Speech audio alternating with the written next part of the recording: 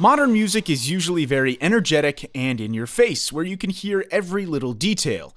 The trick to get your music to sound like that is compression. In short, a compressor will make loud parts quieter and make quiet parts louder. You can see here on the waveform of this percussion loop that this hit is louder than this. It sounds great, but let's say I want all of these hits to be equally as loud. Let's add a compressor. The threshold sets the point where it starts compressing. We can imagine the threshold as horizontal lines here. Anything that is loud enough to go outside the threshold will be compressed, and anything within will be unaffected. If it's set to 100%, nothing gets compressed because nothing is outside the threshold.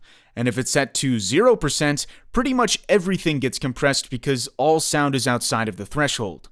To make all these hits the same loudness, I need to set the threshold so that the loud hits get compressed, but not the quiet ones. If you start from 100% and listen while dragging it down, you can hear when it starts to become quieter. This means that the compression is kicking in. I'll leave it here for now. You can always come back and fine-tune it. The ratio controls how compressed it is. At 0, there is no compression. And as you increase it, it will get more and more compressed. Having the ratio cranked up is a good way of hearing what the compressor does to the sound.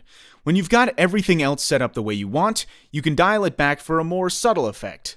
The loud parts are now getting smashed down by the compressor to be a similar volume to this, which means everything is also quieter. So let's bring up the gain on everything to be as loud as this part was before. The attack controls how long it takes from the moment the audio goes outside the threshold to when the compression is fully engaged. So with a longer attack, the beginning will go through unaffected, and later it will clamp down. I want to make it sound completely even, so I will bring the attack all the way down.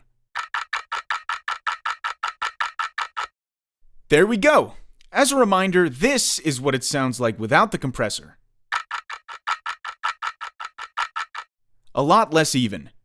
Let's see what we can do to this snare now.